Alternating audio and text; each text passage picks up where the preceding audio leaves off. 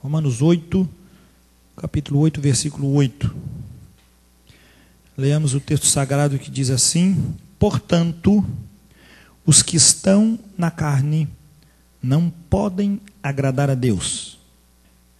Às vezes nós queremos servir a Deus de maneira contundente, maneira que realmente demonstre que Deus age em nossa vida. Mas a palavra de Deus nos afirma categoricamente que os que estão na carne, eles não podem agradar a Deus. E às vezes nós convivemos de maneira comum, como igreja, dentro de uma consciência de que o fruto do Espírito é algo que nós precisamos desenvolver. Não podemos fazer isso, queridos. Nós podemos impedir o fruto, mas não podemos deixar ele ou limitá-lo. Muitas vezes esse pastor já falou, dizendo, principalmente no EBD, que nós dizemos: pastor, eu preciso de mais amor no meu coração, preciso de mais paz, preciso de mais longanimidade. Não, mas questão do domínio próprio eu estou mais ou menos dentro. Mas não existe este conceito dentro da palavra de Deus, na questão de fruto do Espírito. Porque se o fruto fosse gerado por nós, seríamos assim, contemplativos de acordo com nossa natureza. Mas o fruto é do Espírito. E quando o Espírito gera um fruto, ele o dá de maneira completa. O texto diz para nós, com toda a característica da palavra de Deus e profundidade que ela nos diz respeito, versículo 8 do capítulo 8 diz: portanto, os que estão na carne não podem agradar a Deus, embora tenham amor, mas não é amor do Espírito. Embora busquem a paz, não buscam a paz os homens carnais, buscam, embora não é a paz de Cristo. O que Jesus disse? Deixo-vos a minha paz vou-la dou. Não vou-la dou como o mundo dá. Presta atenção, amado. A paz do mundo não é a paz de Deus. A paz do mundo é o quê? Não tendo guerra, mas desde que? O que viola a paz do mundo? Interesse, vontade própria, desejos carnais. O que viola a paz de Deus? Nada. Podemos estar sendo rodeados, podemos estar sendo oprimidos, mas a paz de Deus, que excede todo o entendimento, guardará os vossos corações. Quem que guarda nós? A paz de Deus, a paz que Ele nos dá. Agora, como podemos nós desejarmos algo se vivemos na carne? O próprio texto mesmo diz, versículo 8: portanto, os que estão na carne não podem agradar a Deus. Como que se agrada a Deus com uma paz da qual ele diz que aquela paz não é a dele? Como que pode dizer que se ama, mas esse amor não é o do Espírito? E por que Deus daria o Espírito Santo e este Espírito Santo daria para nós o fruto do Espírito?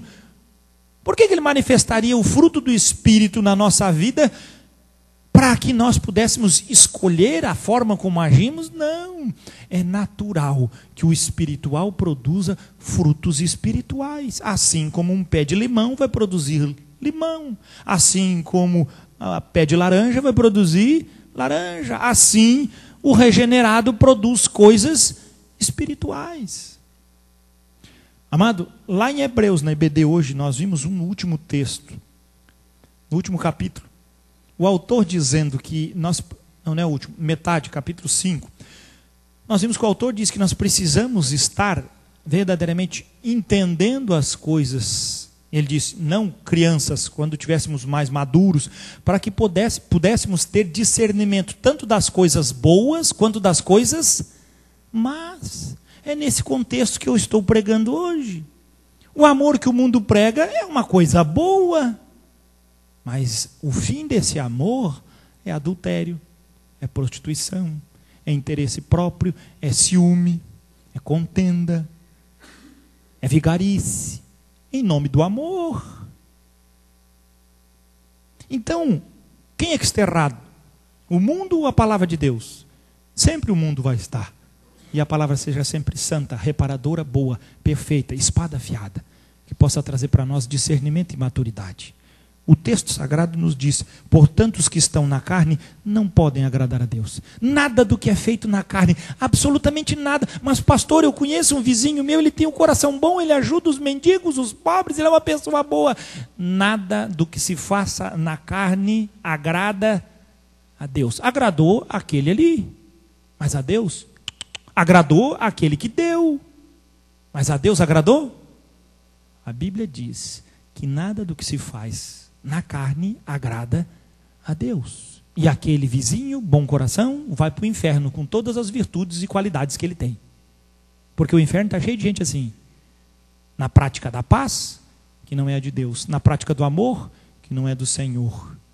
São longânimos e pacientes, mas de acordo com a sua negligência.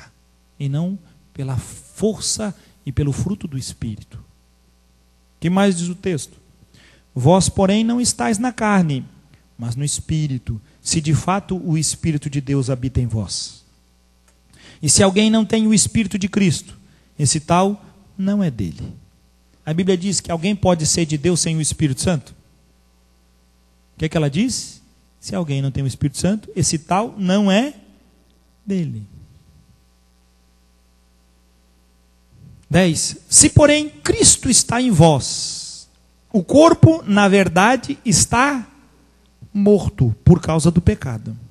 Mas o Espírito é vida por causa da justiça.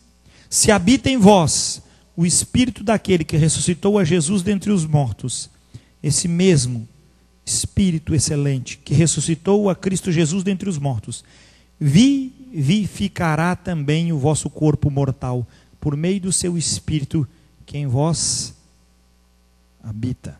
Gálatas, vamos um pouquinho à frente. Gálatas 5, 24. E os que são de Cristo Jesus crucificaram a carne com as suas paixões e concupiscências. Ou seja, fruto do Espírito somente num coração pode gerar. Assim como a semente precisa de terra fofa e com nutrientes para ela germinar e produzir, o fruto do Espírito só pode se tiver um coração, primeiramente, crucificado. O fruto do Espírito não nasce num coração que ainda não foi crucificado com Cristo. O fruto do Espírito não pode dar vazão a um coração que ainda anseia por glória e desejos humanos. Estes não agradam a Deus. Mas os que crucificaram, diz a Bíblia, a carne com as suas paixões e concupiscências. Esses, diz o texto, estes são de Cristo Jesus. Ou seja, o fruto vai se manifestar num coração crucificado. Porque acabamos de ver, no texto que lemos em Romanos 8, que o Espírito ele vivifica o nosso corpo mortal. Ele transforma o que está decadente em poder e glória na mesma fraqueza. Antes, no pecado, estávamos com o corpo totalmente sujeito aos desvaneios e aos desejos da carne. Mas agora, pelo poder do Espírito, usufruímos da presença espiritual de Deus. E vivificados no Espírito, porque Romanos diz que o mesmo Espírito que ressuscitou Jesus, também vivificará o vosso corpo mortal, o corpo de carne e osso. Ele vai ser vivificado. Tem poder para isso? O poder do Espírito tem poder para isso. Volte um pouquinho mais. Gálatas 5, 22.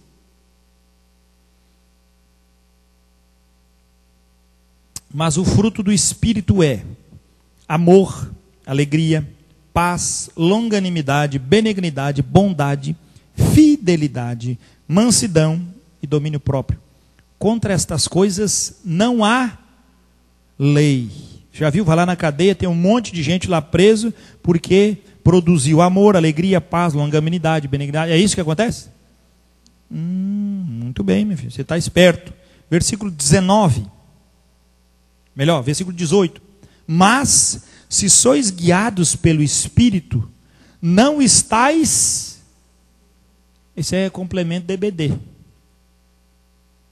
ou você está debaixo da lei com suas regras e ordenanças, ou você está debaixo do quê? Do Espírito Santo. Quem está debaixo do Espírito pode estar debaixo da lei? Pode ou não pode? Por que não pode? Porque o Espírito nos livrou da lei e do pecado. Nós podíamos cumprir? Não, meu filho, então nós estamos debaixo de ordenança. Então a lei não nos serve? Claro que nos serve. Porque se andarmos no Espírito, diz a palavra, cumpriremos a lei.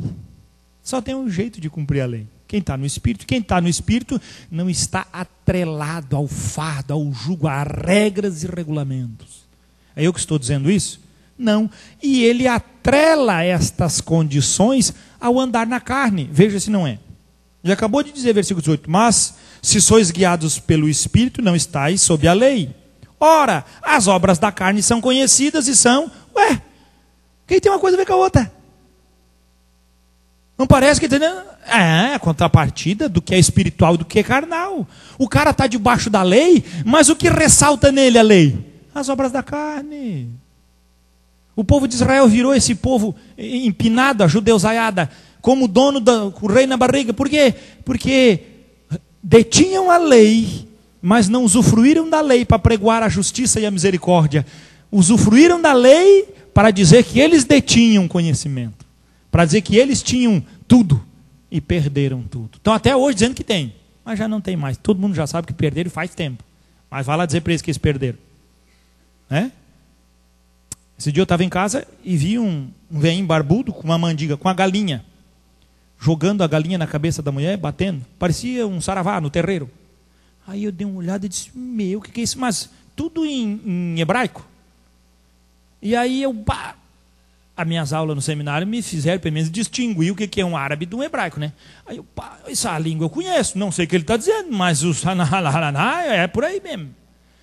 O que acontece? No dia da expiação lá em Israel, entra em Jerusalém carros e carros de galinha. Você sabia disso? Mas muito carro. Estes anciãos tomam a galinha e vão para casa. Atrás da casa faz fila de gente chegando. Eu vi na History Channel. Ele então degola a galinha e aquele sangue ele joga em cima da pessoa. E ele profetiza as bênçãos lá da lei. E diz que essa galinha leve os teus pecados, que sua vida absorva paz e seja uma vida longa e próspera. Aí eu disse, mas que ideia boa, rapaz, no Brasil hoje, é porque ninguém viu ainda. Se eles fossem inteligentes, essa turma aí, ele já pegava as galinhas, o cara entrava na igreja e dava a galinhada no cara. Eu não sei se o gostar, e o dar uma manchadinha de sangue. A galinhada nós fazia na cantina já, uma galinhada aqui na igreja. Aqui nós não desperdiçava a galinha. Aqui já nós botava na água fervendo e já fazia uma galinhada. Né? Um empadão, coisa boa. Mas voltando ao que interessa, aquele homem dizia que os teus pecados sejam levados por essa galinha. Ele falava, cara, pecado levado por galinha. O que acontece? Não tem mais o ritual, não tem mais o sacerdócio, não tem mais o lugar do templo. Mas eles sabem que só alguém pode fazer o sacrifício por eles. Aí eu fiquei olhando, meu Deus, que dureza, cara. O céu se abre, Jesus vem em carne, faz o sacrifício eterno. A Bíblia diz que jamais ele morrerá de novo, porque ele é Senhor da morte. E eles continuam aplicando a sua fé, sua experiência, sua vida na morte de uma galinha. A gente fica, pastor, como é que pode isso? Mas a minha pergunta para você, se o Espírito Santo não estiver em você, a tua esperança é como a deles. É num monte de pena. É num sacrifício que não pode fazer nada por você.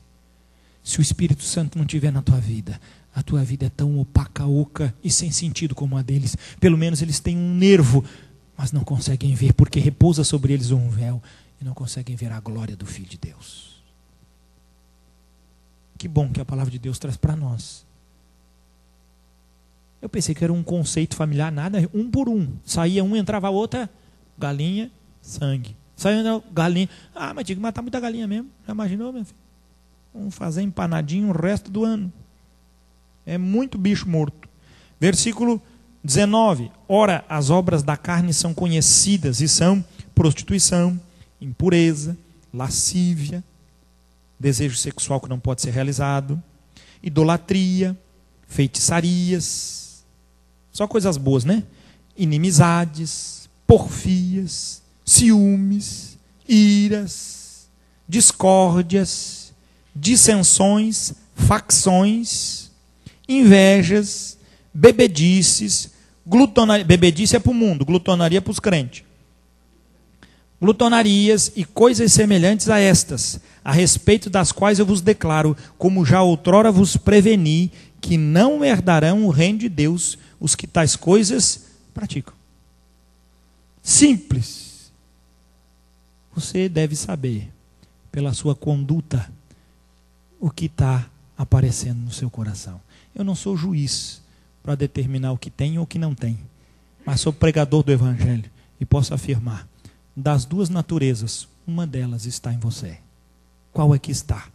Aqueles que são de Cristo crucificaram a sua carne com suas paixões e concupiscências. Não quer dizer que não vai aparecer ímpetos, mas ela não vai dominar você, porque não pode agir num corpo crucificado, porque não tem poder, porque o Espírito, pela obediência, nos conduz a uma vida remida, transformada e poderosa, porque Ele continua nos vivificando. Este Espírito sempre será o nosso triunfo, o nosso selo, a nossa conduta, a nossa glória. Quem tem o Espírito do Santo do Senhor pode verdadeiramente se alegrar no Senhor.